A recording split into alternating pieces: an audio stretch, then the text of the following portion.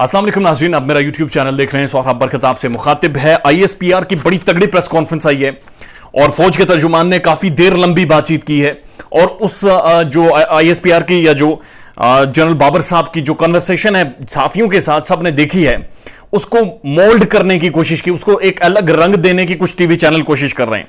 Anchor Imran Khan साहब इसके ऊपर बोले हैं और उसके बाद अरशद शरीफ साहब का जो एक ईमेल जो एक ट्विटर है वो बड़ा इंपॉर्टेंट है। मैंने सारी प्रेस कॉन्फ्रेंस के बाद फौरी तौर पर एंकर इमरान रियाज साहब को कॉल की और कॉल करके इन सारे मामलात के ऊपर राय ली है। उन्होंने जो कहा है वो इधर मैं आपके सामने रख देता हूं। कॉल आपको इसलिए नहीं सुना सकता क्योंकि मैं एक इदारे siyaset.pk के साथ वाबस्ता हूं और उसी तरह से मेरे सवालात और जवाबात कॉल की सूरत में वो अभी कुछ देर में पब्लिश होने वाले हैं siyaset.pk पर। जाहिर है एक इदारे का एहतराम है, मैं वो कॉल यहां पर आपको नहीं सुना सकता। मैंने एंकर इमरान खान साहब से पूछा कि ISPR ने बड़ा कैटेगोरिकली कहा कि इमरान खान के खिलाफ साजिश नहीं हुई बल्कि मुदाखलत हुई है।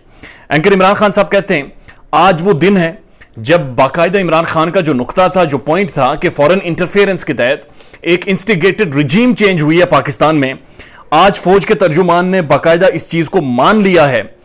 और साथ साथ उन्होंने यह कहा कि ISPR ने यह नहीं कहा कि साजिश नहीं हुई, बल्कि उन्होंने यह कहा कि जो नेशनल सिक्योरिटी कमेटी है उसका जो एलामिया है उस एलामिया में लफ्ज साजिश लिखा नहीं गया, यानी कॉन्स्पिरेसी वर्ड नहीं लिखा गया, ब्लेटेंट इंटरफेरेंस लिखा गया है, यानी कि खुली मुदाखलत हुई है, साजिश का वर्ड इसलिए नहीं लिखा गया। उसके बाद उन्होंने कहा कि यह टेक्निकल टर्म है, इसको समझिए।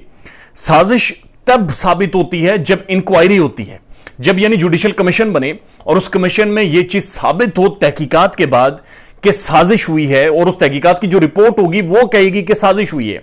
यानी साजिश का वर्ड उन्होंने कहा फैसले के बाद कहा जाता है, फैसले से पहले यह मुदाखलत हुई है, ब्लेटेंट इंटरफेरेंस हुई है। और ISPR के इस बयान ने असल में तस्दीक की है कि इमरान खान की गवर्नमेंट को गिराया गया है एक फॉरेन कॉन्स्पिरेसी के तहत।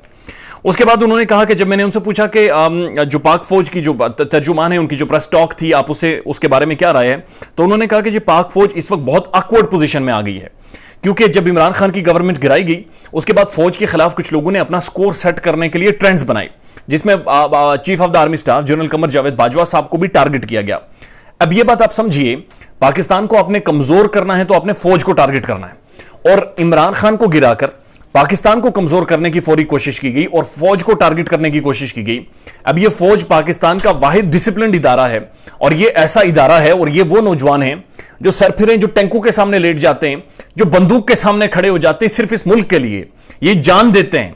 यानी बातें हम सारे लोग कर लेते हैं लेकिन ये फौजी जवान ये अपनी जान पेश करते हैं, लिहाजा इनका एहतराम मेंटेन रहना चाहिए। लेकिन इस दौरान फौज को नुकसान पहुंचाने के लिए, उनके मोराल को नुकसान पहुंचाने के लिए उनके चीफ को टारगेट करने की कोशिश की गई।